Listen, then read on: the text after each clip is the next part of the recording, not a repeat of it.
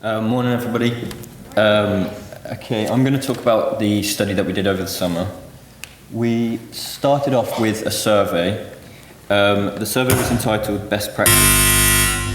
That wasn't good.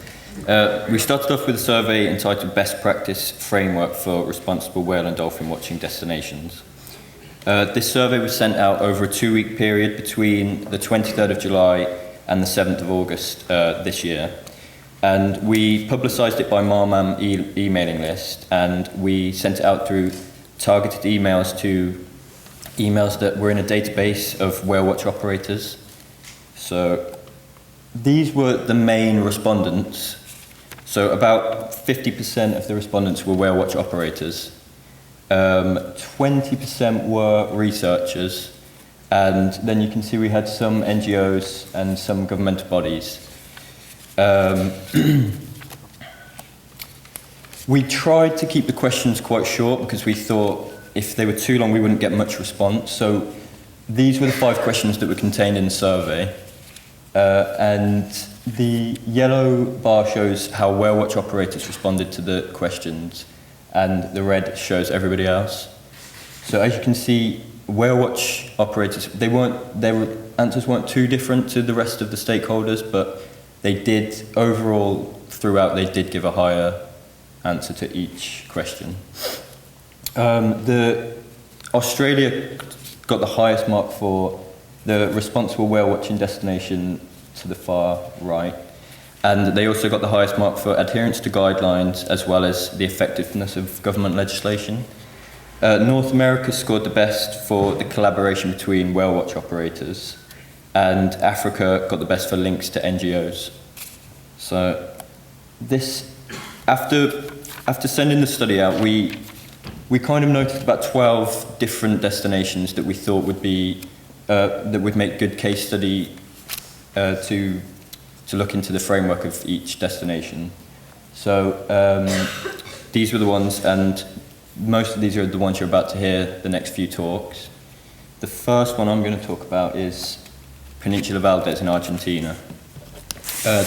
This one was really interesting. We had Stephanie Stefanski was working over there at the time, so we had good information about this place. This is the kind of framework we put together, which shows, the relationships between various stakeholders in the destination. I'll start off with the collaboration between whale watch operators. Out of all the destinations we looked at, this probably had some of the best collaboration between whale watch operators, and there were quite a few unique things that went on here that we didn't see in any of the other destinations. So whale watch operators here actually collaborate to reduce financial burdens as well as environmental impact. They did this mainly by each company would take turns on days with low visitors and low numbers, rather than say 5 of the 6 operators that are there, rather than the 5 of them going out with half full boats. They'd take it in turns on low days, and one would go out with a full boat and then the others would do it on the other days. So that obviously reduced their costs because they're not having to send a boat full of like an empty boat out, as well as the environmental benefits of not 5 boats going out, rather than just one instead. They also took turns in taking the 4 p.m. slot. So if it was a low day with not many visitors, the 5 of the 6 that were there, they could go home, and then another one would just keep the last slot open. It also worked the other way around. If an operator couldn't cope with high demand, they would also share a bit around, so beneficial for the other businesses.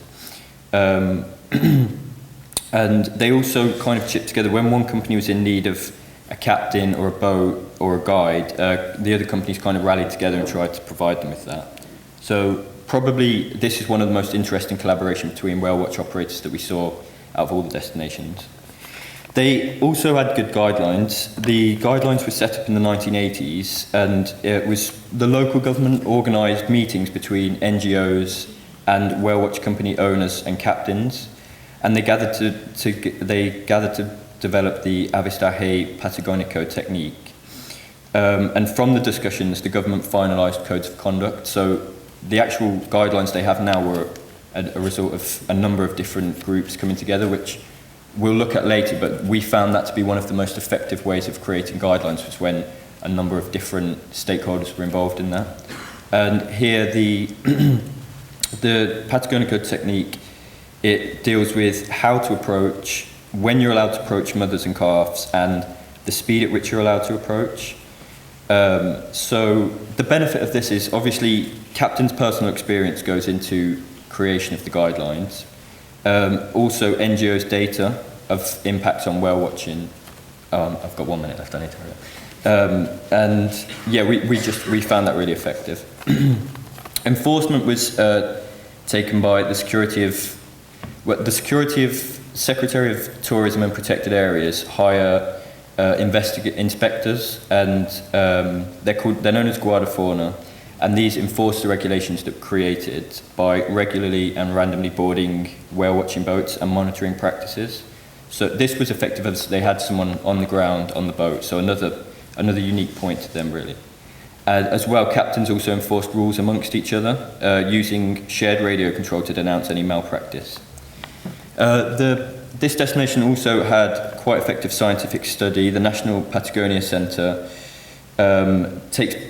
it does a lot of research topics, including southern right whale research, and it collaborates with companies. Companies let them use their boats and a captain to conduct research from.